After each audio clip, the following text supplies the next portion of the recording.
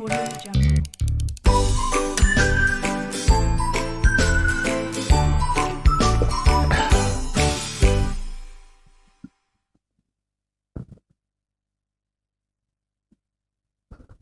Oke, terima kasih. Assalamualaikum warahmatullahi wabarakatuh. Selamat sore sahabat Bawaslu. Berjumpa lagi dengan dalam acara ngobrol pemilu bersama saya Ngatono dan sahabat saya. Devi Amina. Pada sore hari ini kita bersama Bapak Ketua Bawaslu Kabupaten Blora, Pak Lulus Marionan. Selamat sore, Pak. Puasa ya, Pak ya. Oke, sahabat Bawaslu yang di rumah atau dimanapun berada yang melihat video live sore hari ini, kita ucapkan selamat menunaikan ibadah puasa, ya kan? Semoga puasanya lancar dan semoga selalu diridhoi oleh Allah Subhanahu wa taala. Amin. Ya, pada acara sore hari ini kita masih tetap live daring ya, virtual karena masih dalam masa pandemi COVID-19 gitu Pak Dewi. Iya, benar Mas Tono. Dan mengingatkan juga kepada sahabat Bawaslu untuk selalu menjaga protokol kesehatan, Mas, untuk menghindari dan mengurangi terpaparnya COVID-19. Oke. Ya, untuk pertemuan edisi ngabuburit ini, ini kelanjutan yang edisi pertama kemarin, ya ini yang kedua ya. Kalau edisi pertama kemarin kita membahas tentang permohonan sengketa proses pemilu. Ya. Kalau sore hari ini tentang apa Mbak Dewi? Perbedaan antara sengketa proses pemilu dengan sengketa proses pilkada. Oke. Ya, kalau di ngopi yang edisi pertama kemarin, nah, mungkin Mbak Devi ada yang mungkin cukup sedikit diulas. Ya, untuk ngopi edisi sebelumnya kita ada pertanyaan yang belum sempat terjawab, Pak. Masih ada pertanyaan untuk Pak Ketua. Coba ini mungkin bisa langsung dijawab pada penanya. Ini dari Mas Arjuna Kautsar, Pak. Ini tanya via YouTube. Di komentar YouTube ya? Iya, di komentar YouTube, Mas. Bagaimana tantangan dalam penyelesaian sengketa pemilu di masa pandemi? Bagaimana, Pak, itu? Ya, baik. Sebelum saya menjawab pertanyaan yang via YouTube untuk edisi sebelumnya itu ya, siapa tadi Mas Arjuna itu? Ya. Baik, saya sampaikan dulu salam bagi teman-teman semuanya, para pemirsa yang mengikuti acara kita pada sore hari ini. Mudah-mudahan kita semua senantiasa dalam keadaan sehat walafiat ya. Mudah-mudahan yang sedang menjalankan ibadah puasa diberi kelancaran, mudah-mudahan berkah manfaat untuk semua itu. Nah, kemudian menjawab pertanyaan bagaimanakah tantangan penanganan penyelesaian sengketa di masa pandemi COVID-19 ini. Tentu namanya kita ini saat ini dalam masa pandemi COVID-19. Jadi semua aturan itu saat ini sudah memasukkan terkait dengan protokol kesehatan COVID-19 itu. Semuanya saja, ini tidak hanya di dalam pemilu, tidak hanya di dalam penyelesaian sengketa proses pemilu. Sehingga praktis kita harus melaksanakan itu semua. Ini semuanya memang sudah diatur di penyelesaian sengketa pemilu itu, yang kita merujuk pada regulasi selain Undang-Undang 7 tahun 2017, yaitu Perbawaslu nomor 5 tahun 2019. Memang sudah diatur semuanya di sana. Sehingga kita juga harus melaksanakan protokol kesehatan COVID-19 itu. Nah, karena di sana nanti dijelaskan bahwa proses penyelesaian sengketa pemilu itu ada mediasi, ada adjudikasi yang notabene tentu yang bertanyakan, karena kalau sidang adjudikasi itu kan harus mengumpul dari beberapa pihak, orang banyak begitu ya. Ya, tentu ini kita laksanakan ketika daerah kita di Kabupaten Blora ini warnanya apa begitu ya. Kalau memang misalnya warna merah ya kita sama zona sekali merah ya, atau kuning zona gitu Pak ya. merah kita sama sekali tidak bisa melakukan kegiatan itu, ya kita laksanakan dengan virtual. Tapi ketika zona kita saat ini di Blora kan zonanya hijau ya, Iya. barangkali kira-kira ya bisa dilaksanakan, tapi tentu tetap dilaksanakan sesuai dengan protokol kesehatan COVID-19. Fasilitas-fasilitas dilengkapi semuanya, dan aturan tentang jaga jarak, tentang jumlah orang yang hadir ini praktis kita laksanakan sesuai dengan itu. Saya kira itu. Oke, terima kasih Pak Lulus. Ya. Itu terkait dengan proses permohonan dan proses penyelesaian sengketa ya Mbak Iya. Devi ya. Nah, Iya, ini Mas. untuk sore hari ini kita akan lanjutkan tentang apa sih perbedaan antara sengketa pemilu dan sengketa pilkada. Iya, gitu Mas kan. Tono. Ya. Seperti kita lihat kan antara pilkada dan pemilu itu kan beda ya Pak. Nah ini sahabat Bawaslu di rumah ingin tahu Pak, bagaimana perbedaan dari sengketa pilkada dan sengketa pemilu. Baik, terima kasih. Jadi begini, sekarang sedang menjadi bahasan menuju ke ketatapan, ya, Iya. bahwa pemilu serentak ini akan dilaksanakan tahun 2024 yang akan datang. Tapi saat ini termasuk Bawaslu juga melaksanakan kegiatan-kegiatan yang prinsipnya adalah memelihara demokrasi, menjaga demokrasi itu dengan pendidikan politik, dengan sosialisasi, termasuk kegiatan yang seperti saat ini. Barangkali banyak dari kita yang berpikir begini ya, kalau pilkadanya nanti dilaksanakan, pemilunya dilaksanakan secara serentak tahun 2024 nanti, Ya. gitu ya. Bagaimana ribetnya, bagaimana sibuknya. Sedangkan regulasinya saja berbeda, gitu. Ini pasti ini masyarakat banyak yang bingung ini. Wah, Iya. ruwet sekali kira-kira begitu. Nah, sementara nanti informasinya akan dilaksanakan tahun 2024, tapi barangkali ada 2 kali begitu ya, bulan Maret dan bulan Oktober atau November, Berarti kira-kira seperti itu. awal tahun sama akhir tahun Ya. Tidak gitu ya, Pak. beriringan gitu Pak. Oke, jadi kalau khusus untuk penyelesaian sengketa ini memang ada perbedaan antara sengketa proses pemilu dan sengketa proses pemilihan. Pilkada, ya, pemilihan. Namun demikian, sebenarnya supaya kita tidak bingung, yang namanya penyelesaian sengketa proses, tentu selain perbedaan yang akan kita bahas di sini, itu sebenarnya banyak kesamaannya. Jadi sebenarnya memang harus kita pahami dulu proses secara umum itu. Nanti kita perdalam dengan kita bahas perbedaan-perbedaan ini. Nah, karena banyak yang sama, kemudian ada bedanya, maka mari kita bahas di sini begitu ya. Paling enggak kita bisa menjelaskan yang pertama ini soal dasar hukum dari masing-masing sengketa proses ini gitu ya. Iya, Pak. Baik, kita berbicara tentang itu dulu. Jadi kalau kita tahu bersama sengketa proses pemilu gitu ya, ataupun pilkada. Kalau pemilu itu dasar hukumnya adalah Undang-Undang Nomor 7 tahun 2017. Gitu kan, kita sudah maklum bersama ini. Yeah. Nah, kemudian kalau pilkada, maka dasar hukumnya adalah Undang-Undang Nomor 10 tahun 2016 yang kita sering sebut dengan Undang-Undang Pilkada itu. Nah, terkait dengan penyelesaian sengketa proses ini gitu ya, kembali Bawaslu ini hadir di sini.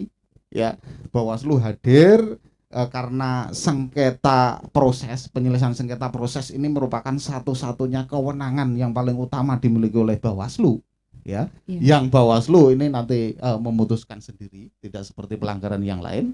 Di sini juga Bawaslu dengan penyelesaian sengketa proses ini akan menyampaikan kepada masyarakat terkait dengan kualitas kinerjanya. Jadi diuji di sini Bawaslu kualitas kinerjanya dalam rangka penyelesaian proses sengketa ini.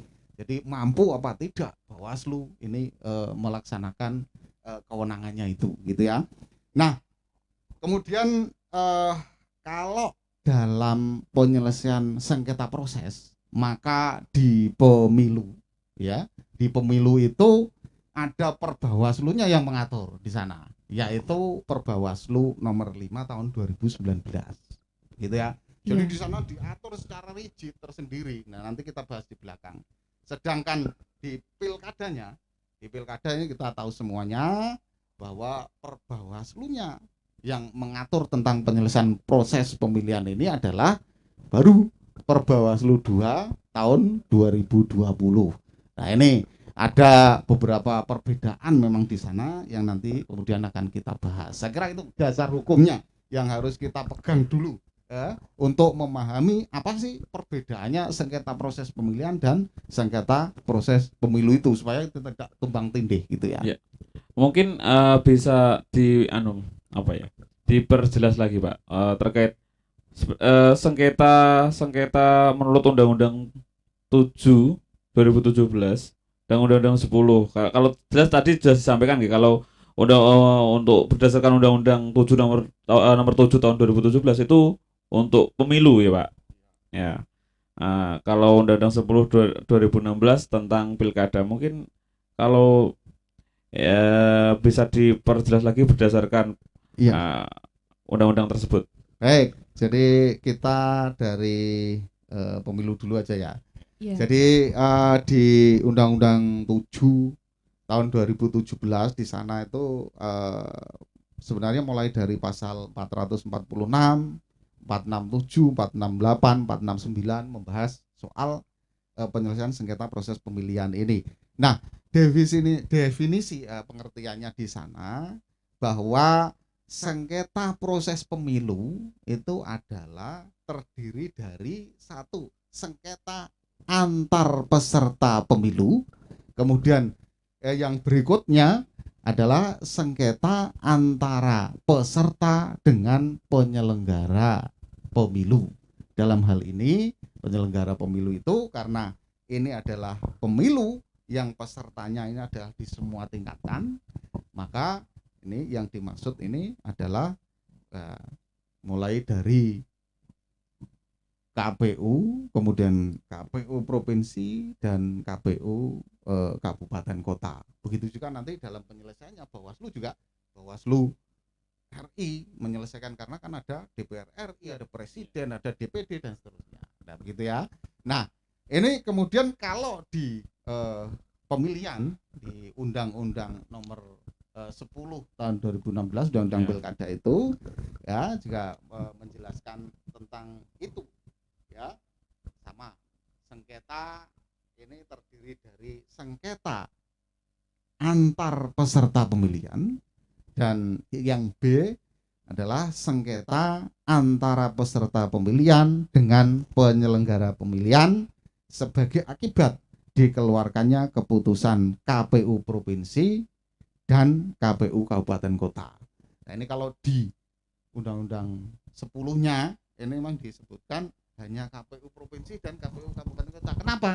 Karena pesertanya ya gitu ya, peserta pemilihan itu kan yaitu Undang-Undang 10 itu mengatur tentang pemilihan gubernur, wakil gubernur, bupati dan wakil bupati, kemudian wali kota dan wakil wali kota. Ya, sehingga dari keputusan KPU provinsi dan keputusan KPU kabupaten kota. Kira-kira gitu dipahaminya supaya jelas gitu ya. Ya, oke. Itu tadi kan dasar hukum dari pemilu dan pilkada sendiri ya Pak ya. Nah ini untuk mekanismenya Pak, itu bagaimana Pak? Kan dari pilkada sama pemilu sendiri itu pasti mempunyai mekanisme penyelesaian sengketa yang berbeda. Bisa dijelaskan Pak? Baik, jadi mekanismenya antara mekanisme penyelesaian sengketa pemilihan maupun penyelesaian sengketa pemilu. Jadi begini, ini diatur di dalam Perbawaslu. Ya, kita berbicara Perbawaslu 5 tahun 2019 dulu tentang pemilu, gitu ya. Tentang pemilu. Jadi di sana diatur bahwa penyelesaian sengketa proses pemilu itu dilaksanakan melalui mediasi, kemudian dilanjutkan dengan sidang adjudikasi, begitu. Jadi begini, sengketa proses itu setelah dimohonkan diterima oleh Bawaslu, begitu ya. Kalau di dalam pemilu itu akan diselesaikan melalui yang namanya mediasi, ya, kemudian dilanjutkan dengan sidang adjudikasi. Lah kita sudah pernah ini melaksanakan pada tahun 2018 untuk pemilu 2019 yang lalu. Nah, itu. Jadi nanti akan dijelaskan lagi ya di bawah bagaimana mediasi itu, bagaimana sidang adjudikasi, ya. Kemudian yang di Undang-Undang Pilkada yang diatur kemudian di dalam Perbawaslu-nya, yaitu Perbawaslu nomor 2 tahun 2020 menjelaskan bahwa penyelesaian sengketa pemilihan itu dilaksanakan dengan, ini beda redaksi, beda bahasa ini ya, tapi sebenarnya hampir sama secara umum, tapi hampir sama, yaitu melalui musyawarah tertutup. Kemudian apabila namanya musyawarah atau mediasi itu hampir sama, yang mencari kesepakatan begitu. Kalau tidak terjadi kesepakatan maka dilanjutkan dengan proses yang di situ disebutkan namanya baru musyawarah terbuka. Memang agak berbeda di sini. Kalau musyawarah tertutup, misalnya kita bicara musyawarah tertutup dulu, ini bolak-balik ya bahasanya ya, karena perbedaannya ya, enggak apa-apa, saya mudah-mudahan bisa diterima ini. Dalam bahasa undang-undangnya seperti itu ya, Pak.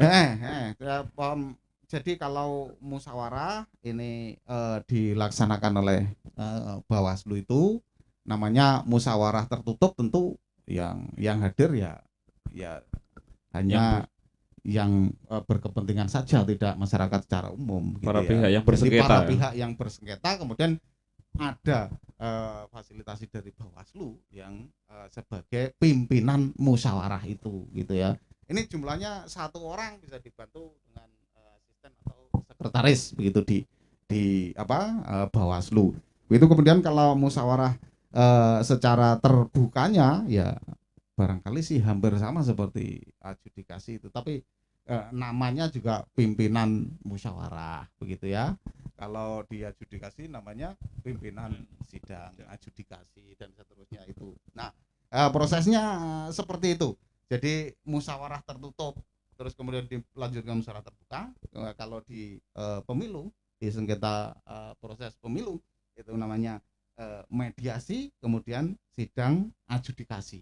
Itu yang prosesnya ya nanti kalau ada yang bertanya kita jelaskan juga gitu ya. Iya, oke Pak. Nah, dalam proses penyelesaian sengketa ini Pak antara pemilu dan pilkada, perbedaan jangka waktunya gimana Pak? Nah, jangka waktu kan pasti kan ada jangka waktu masing-masing ini, ya kan, batas waktunya. Ya, jangka waktu ini memang menjadi penting begitu ya. Orang pasti bertanya, ini prosesnya berjalan, kemudian sidangnya sengketa dilaksanakan, ini nanti hasilnya seperti apa begitu kan. Kadangkali pada saat pencalonan, pada saat kampanye, kalau hasilnya misalnya sampai pada hal-hal yang krusial sekali kan ini. Jadi begini, di regulasinya dijelaskan di Perbawaslu itu bahwa penyelesaian sengketa proses ini dilaksanakan selama 12 hari untuk proses pemilu. Iya, ya, hanya bedanya ini 12 hari ini ada 2 ini. Untuk pemilu ya diatur ini adalah 12 hari kerja. Sejak permohonan diterima itu. Gitu. Bagaimana itu, Pak? 12 hari kerja ini kalau yang pemilihan pakai 12 hari kalender ya. Saya kira ini aturan umum lah ini ya, 12 hari kerja dengan 12 hari kalender. Maksudnya begini, kalau 12 hari kerja itu ini supaya gampang diingat saja ya, hari libur dan tanggal merah itu tidak dihitung ya, termasuk kalau hari kerja ya Pak ya? Iya, yang mengajukan permohonan termasuk yang Bawaslu-nya ada kesempatan libur gitu sambil menyiapkan begitu ya, gitu ya. Hari libur tanggal merah hari libur misalnya Sabtu Minggu gitu ya, biar jelas itu udah dihitung. Terus kemudian kalau ada tanggal merah juga tidak dihitung. Ya, misal contoh gitu ya. Atau bisa memberi contoh nih, ya. Iya. Saya kira bisa lah, ya. Iya. Kalau misalnya itu permohonan disampaikan diterima oleh Bawaslu, ini Iya. kita berbicara soal pemilu ya. Iya. Ini kalau misalnya kok hari Rebo gitu ya. Ya, Iya. itu kan pasti akan nabrak nanti hari berikutnya Sabtu. Kemudian Minggu. Lah, ngitungnya berarti Kamis, Jumat, Sabtu, Minggu tidak dihitung, terus Senin. kemudian ke Senin, Selasa dan seterusnya. Nah, maksudnya seperti itu. Untuk hari kerja tadi. Ini Pak, ya. hari kerja yang Untuk di pemilu. pemilu. Kalau Ya. yang di pilkada, Ya. ini pakainya hari kalender. Nah, berbedanya di situ. Jadi ngitungnya seperti tadi itu sama, dihitung. Berarti kalau misalnya Rabu masuk, kemudian Kamis, Jumat, Sabtu, Minggu, Senin, berarti sudah hari. Berarti Kamis, Jumat, Sabtu, Minggu, Senin. Udah hari kelima Seninnya. Kalau tadi kan baru hari ketiga. Kira-kira gitulah pemahamannya, sederhana. Kalau dijelaskan terlalu rumit malah bingung orang nanti. Hanya seperti itu sebenarnya perbedaan. Terkait jangka waktu proses ini, Terkait Pak, ya. jangka waktu yang ini dalam jangka waktu ini Bawaslu harus menyelesaikan semua proses itu, maksudnya begitu. Selama 12 hari. Selama 12 hari itu. Nah, secara detail diatur semuanya, bahkan ini yang mengatur tidak hanya undang-undang. Misalnya di Pilkada tidak hanya Undang-Undang 10 2016, kemudian Perbawaslu 220, tapi ada lagi sebenarnya ini. Nah, ini ada petunjuk teknis. Ada petunjuk teknis ini. Jadi soal teknis begini, soal di internal begini, jangan khawatirlah dengan Bawaslu. Saya kira begitu. Jadi semuanya diatur dan kita insya Allah tidak keliru begitu. Demikian saya kira. Ya, oke, untuk jangka waktunya jelas ya Pak. Jadi untuk pemilu 12 hari kerja dan untuk pilkada 12 hari kalender perhitungannya. Nah, ini siapa saja Pak pihak yang melaksanakan sengketa tersebut? Mungkin bisa dijelaskan.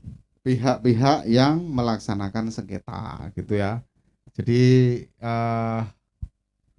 maksudnya pelaksana. Yang melaksanakan tentu Bawaslu. Iya. Gitu ya, yang melaksanakan tentu Bawaslu. Jadi saya berbicara di pemilu dulu gitu ya. Tadi saya sampaikan aja mediasi. Iya. Kemudian aja adjudikasi kalau di mediasi itu belum selesai begitu. Nah, di mediasi itu sama dilaksanakan oleh Bawaslu sesuai dengan ketentuannya.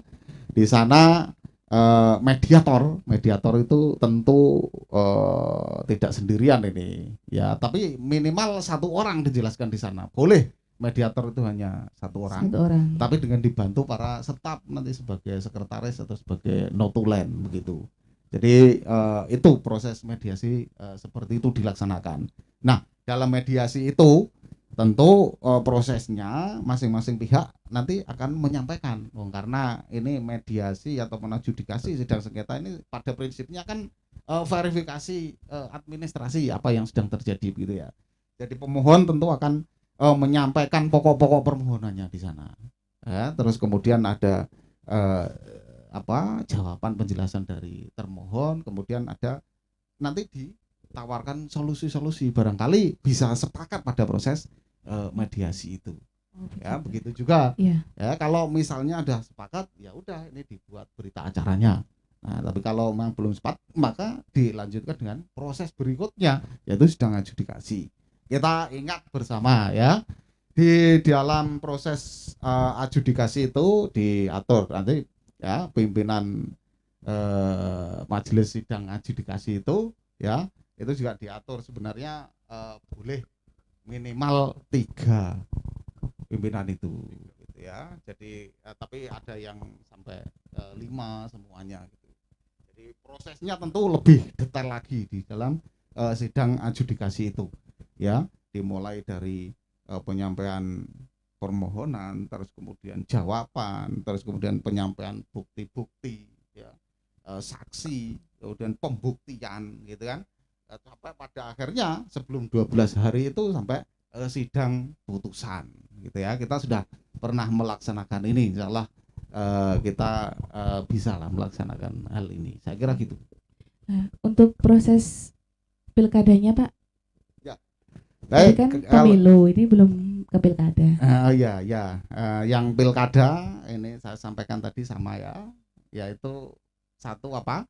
Musyawarah tertutup. Nah, hampir sama sebenarnya dengan mediasi musyawarah tertutup itu ya. Jadi para pihak dihadirkan di satu tempat, dipimpin oleh seorang pimpinan musyawarah namanya. Iya. Ya, ini bisa satu orang saja dari pimpinan Bawaslu, tapi dengan dibantu oleh ya staf sengketa dan mungkin yang lain gitu ya, mencatat, membantu sebagai asisten dan seterusnya. Nih, diharapkan dari proses musyawarah tertutup ini sudah terjadi kesepakatan gitu. Sehingga sepakat kemudian diberikan dibuatkan berita acara bahwa ini sudah sepakat begitu kan.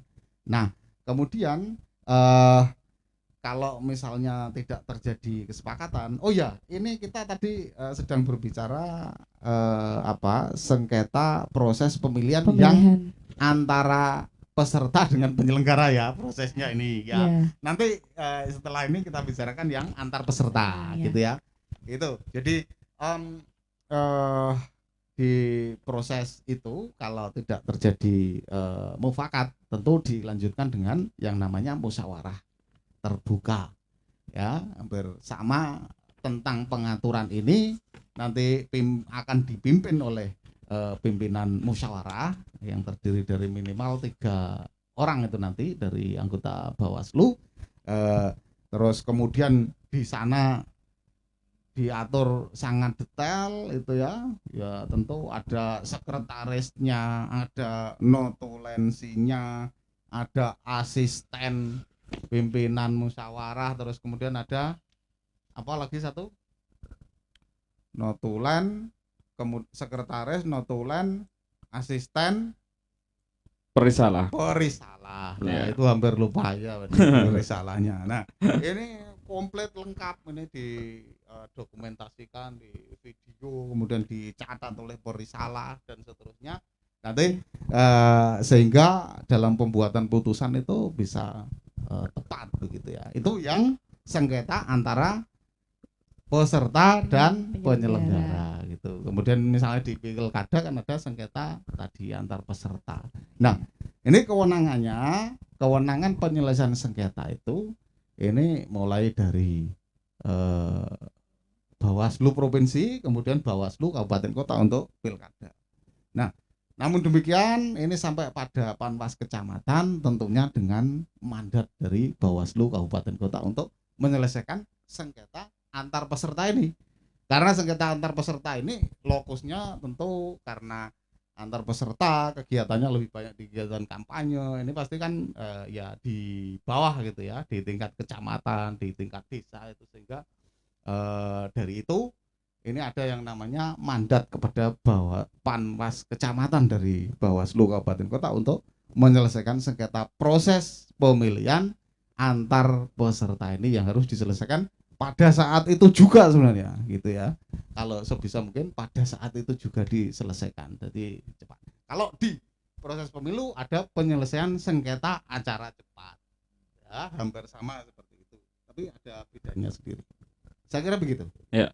Yang kalau dalam proses penyelesaian sengketa pemilu maupun atau pilkada atau pemilihan, Pak, ini yang bisa mengajukan permohonan sama atau beda? Kalau di pemilu itu apakah caleg atau partai politik atau caleg itu bisa, yang mana yang bisa mengajukan permohonan ini, Pak? Ya, baik. Jadi siapa-siapa yang mempunyai hak untuk mengajukan permohonan sengketa. Nah, di regulasinya diatur tentu pesertanya. Begitu. Kalau di Undang-Undang 717 yang mengatur tentang pemilu, peserta pemilu itu adalah parpol. Oh, partai politik ya. Ya. Kemudian perorangannya adalah DPD, ya itu juga pemilu mengatur tentang pemilihan presiden, pasangan calon, kan begitu. Nah, inilah yang mempunyai hak untuk mengajukan permohonan sengketa. Parpol, ya. Calon untuk DPD khusus untuk ya, DPD, calon anggota DPD dan pasangan calon presiden atau wakil presiden untuk pemilu. Iya, ya itu untuk pemilunya. Jadi diatur itu parpol, jadi bukan calegnya ya. Bukan caleg masing-masing maju sendiri-sendiri. Wah, ribet nanti kalau calegnya 450 kayak di Blora ini pada ngajukan sengketa semua kan, wah kacau ini ya jadinya. Jadi diatur pesertanya, jadi harus ditandatangani, harus diajukan oleh partai politik sebagai peserta pemilunya, begitu. Singkatnya begitu penjelasannya. Ini saya kira cukup jelas ya. Ya, tapi kalau kemudian di pilkada ya tentu pesertanya. Siapa peserta pilkada itu adalah pasangan calon, pasangan calon ya, bupati atau bupati dan wakil bupati. bupati untuk misalnya di Blora, Iya, di Blora. dan gubernur dan wakil gubernur gitu. Saya kira gitu, cukup jelas. Oke. Ya, terkait dengan kan karena proses penyelesaian sengketanya ini di Bawaslu, Pak. Bagaimana sifat putusan, ya kan? Kan Bawaslu setiap melaksanakan proses sengketa, penyelesaian sengketa, ini mengeluarkan putusan baik pemilu atau pilkada. Mungkin apakah ada perbedaan sifatnya? Ya, di pilkada ya itu jelas diatur ini di pasal 144 itu, yaitu sifat putusan dari Bawaslu melalui proses yang tadi kita jelaskan itu adalah mengikat kalau di pilkada gitu. Untuk di pilkada pilkada mengikat ya, mengikat. Mengikat, Kalau ya. kemudian di pemilu ya, di Undang-Undang 717 itu sifatnya adalah final dan mengikat. Sehingga dalam jangka waktu 3 hari maka KPU harus menindaklanjuti putusan daripada Bawaslu itu. Kira-kira begitulah pemahamannya ya. Ini harus ditindaklanjuti oleh KPU, oleh masing-masing itu. Saya kira gitu penjelasan tentang final dan mengikat. Iya. Iya, Pak, baik. Ini apabila dari putusan itu ya, Pak, yang sifatnya final dan mengikat itu, apabila ada para upaya para hukum yang tidak puas. apabila ada yang tidak puas terhadap putusan itu apa ada upaya hukum lainnya, Pak, dalam pemilu maupun di pilkada? Ya, jadi semua ketentuan, semua aturan ini kan dibuat untuk keadilan, untuk memuaskan masyarakat, untuk memuaskan para peserta dan semua stakeholder lah, intinya begitu. Jadi di dalam regulasi ini juga diatur gitu ya.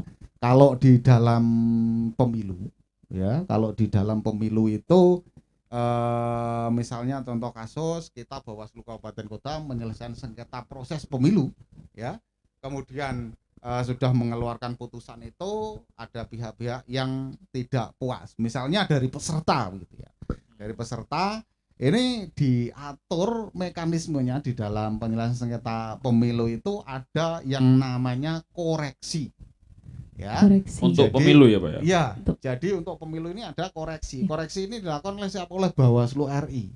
Jadi Bawaslu Kabupaten, putusan Bawaslu Kabupaten Kota atau Bawaslu Provinsi itu yang ternyata ada pihak-pihak yang tidak puas terhadap ini bisa mengajukan koreksi ke Bawaslu RI untuk dilaksanakan koreksi gitu. Nah, ini Bawaslu melaksanakan koreksi ini tentu melalui adanya permohonan gitu. Permohonan ada syarat-syaratnya sendiri diatur juga. Nah, oleh KPU RI hasilnya tentu ini akan mengabulkan permohonan ataupun menolak, kan kira-kira seperti itu. Nah, kalau mengabulkan permohonan berarti ini dikoreksi putusan Bawaslu Kabupaten Kota atau Bawaslu Provinsi ini ya, kemudian nanti akan dibuat putusan yang baru.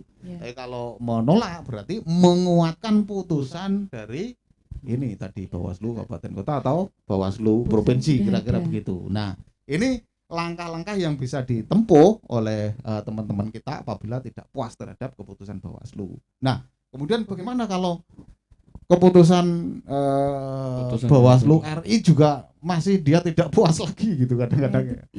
Bagaimana Pak? Di sana masih diatur juga ini di pemilu ya, bisa menempuh jalur berikutnya adalah ke Pengadilan Tata Usaha Negara itu di PT Tun itu bisa. Jadi akan bermuara di sana lah, nanti kalau masih tidak puas lagi bisa ke PT Tun dan nanti hasilnya PT Tun seperti apa ya, monggo ditunggu. Nah, kalau di pilkada ya, di pilkada itu ketika terjadi ketidakpuasan atas putusan ya oleh Bawaslu itu, misalnya dari pesertanya begitu, maka langkah hukum yang bisa dilakukan ini tidak koreksi namanya, tapi bisa langsung ke PT Tun, ya, Pengadilan Tinggi Tanpa Tata harus Usaha Negara. Ya, kalau tidak mengajukan koreksi Pak ya. tidak Berarti koreksi, tapi langsung bisa PT. Langsung ke PT menggunakan Tun, ini, mengajukan ini ke PT Tun. Kalau di sini PT Tun itu kan tidak di semua provinsi ada itu. Oh, Iya. di Jawa Kita Tengah nggak pernah ada. dulu diajak ke Surabaya. Iya. Jadi kalau saya tidak salah ada 4 ya, di ujung pandang di Surabaya, Jakarta dan Medan. Ada 4 itu. Semarang juga Ya, ada itu. jadi kemudian dari PT Tun misalnya, ini ya mekanismenya diatur rigid semuanya ya. Jadi ada waktu 3 hari, ada waktu 5 hari berikutnya begitu. Kok masih ini masyarakat ini memang betul-betul difasilitasi oleh demokrasi ini, ya, oleh undang-undang ini, masih tidak puas lagi bisa melanjutkan proses sengketanya lagi, yaitu di MA terakhir itu. Di Mahkamah Agung. Iya. Jadi yang perlu diingat itu muaranya masing-masing ya. Kalau pemilu itu muaranya di PT apa? Bukan PT Tun, jadi Petun, ya. Ya, Pengadilan Tata Usaha Negara. Ya, nah, PT Iya. Tun kan Pengadilan Tinggi Tata Usaha Negara. Kalau di pilkada, ya, setelah dari PT Tun masih ada tidak puas, bisa bermuara di MA. Jadi Gitu. kalau pemilu tadi mentok di Petun, Petun, ya. Pengadilan Tata Nah, Usaha apapun Negara. hasilnya, Ya itu setelah harus dikoreksi kok diterima belum bersama. setelah dikoreksi belum puas, mengajukan lagi ke Pengadilan Tinggi Tata Usaha, Pengadilan Tata Usaha Negara. Iya. Selesai final di situ ya Pak ya. Iya, Selesai final di situ apapun Nah, hasilnya. kalau untuk pilkada langsung mengajukan ke PT Tun Pengadilan Tinggi Tata Usaha Negara. Ya, kalau di sini di Surabaya Pak ya. Terus kalau masih belum puas bisa mengajukan lagi ke Mahkamah Agung. Tapi ada catatannya. Oh, gitu. Ada catatannya bahwa mereka teman-teman kita itu bisa mengajukan itu ketika sudah melalui proses-proses administrasi di Bawaslu gitu. Oh gitu. Artinya Tetap ini lewat catatannya. Bawaslu. Iya. Tetap apapun keberatan ya sengketa itu harus didaftarkan dan diselesaikan oleh Bawaslu dulu, baru berikutnya kalau masih tidak puas menempuh upaya-upaya hukum selanjutnya itu. Saya kira begitu. Ya, oke. Terkait adanya upaya hukum tadi, Pak. Karena setelah Bawaslu mengeluarkan putusan, tapi ternyata masih ada upaya hukum lagi ketika peserta pemilu ini tidak puas dengan penyelesaian sengketa yang diserang Bawaslu. Mungkin batas waktunya bagaimana itu, Pak? Apakah terus bisa lanjut terus menerus? Karena pasti ada batas waktunya gitu. Iya. Ya, ini juga perlu diketahui oleh kita semua. Jadi semuanya diatur lah ya, di aturan-aturan itu. Kalau sesuai dengan Perma itu juga sudah mengatur batas waktu 3 hari, gitu ya. Jadi kalau masih tidak puas dengan putusan PT Tun itu, masih diberikan waktu 3 hari untuk mengajukan ke Mahkamah Agung, kira-kira gitu. Oh, berarti upaya Ya. terakhir setelah putusan keluar Ya, maksimal 3 hari sudah ya, diajukan. harus cepat-cepat kalau mau minta keadilan ini kan harus ya sekuat tenaga gitu kira-kira. Lah kemudian yang berikutnya dari tadi hasil koreksi Bawaslu gitu ya, masih ada yang tidak puas bisa mengajukan ke Petun. Ini waktunya cepat, ini posisinya kira-kira kan sama-sama di Jakarta gitu ya, 1 hari. Oh, cuma 1 hari Ya, ya? ini. Jadi setelah Diatur gitu. koreksi misal dia mengajukan koreksi dan dikabulkan, ketika koreksi ini ternyata tidak memuaskan peserta pemilu, mengajukan lagi 1 hari waktu. Iya. Nah, Tapi ini harus tahu. saya kira beginilah ya, secara umum gitu ya. Iya. Jadi fasilitas memang semuanya diberikan oleh regulasi ini, oleh undang-undang ini. Ya biasanya sih ketika sudah mengajukan gugatan ke Bawaslu, ini kebanyakan puas dengan putusan Bawaslu. Tapi kalau ada yang tidak puas, ya mengajukan koreksi. Ya, dengan koreksi di tingkat RI ini ya kira-kira masyarakat kira-kira puas lah begitu ya. Ya tidak sampai pada Petun dan seterusnya. Begitu juga dalam pilkada. Misalnya sudah di PT Tun masih belum, kelihatannya ya apa namanya ribet sekali lah begitu ya. Tapi Prosesnya fasilitas panjang. ini diberikan, fasilitas ini diperbolehkan oleh regulasinya itu. Jadi Itu diberikan Mbak tempat. Debbie, Mas Ngatono barangkali masih ada Masih yang ada lagi Mbak Debbie? lagi atau ada pertanyaan saya- dari luar barangkali. Mungkin kalau ada pertanyaan dari luar bisa ditulis di kolom komentar, nanti dijawab di minggu Ya, setelahnya. kalau mungkin Edisi pertanyaannya selanjutnya. belum Terjawab. terjawab hari Iya. ini, bisa nanti kita jawab di edisi berikutnya bulan depan ya Mbak Iya, Dewi. iya. Setelah Lebaran pastinya. Iya. Karena kita usahakan 1 bulan sekali untuk ngopi bareng ngobrol pemilu. Iya. Tapi sayangnya kalau sore ini ngopinya nggak ada kopi. Ya inilah ini dilaksanakan jam 15 ini ya. Ngabuburit, Mas. Nah, persiapan. Menunggu. Sambil ngabuburit ini ya, sebentar lagi berbuka gitu ya Mas Iwan ya. Oke, gitu Iya. cukup ya. Kami rasa sudah cukup untuk acara sore hari ini. Kami mengucapkan terima kasih Ya, sekali untuk terima kasih. pada Bapak Lus Marionan sudah berkenan hadir menemani kita ya Pak di acara ngabuburit sore hari ini. Ya. Kurang lebihnya kami dan tim Humas Bawaslu Kabupaten Blora mengucapkan mohon maaf atas maaf. segala kekurangan. Terima kasih. Selamat sore. Wassalamualaikum warahmatullahi wabarakatuh. Waalaikumsalam warahmatullahi wabarakatuh.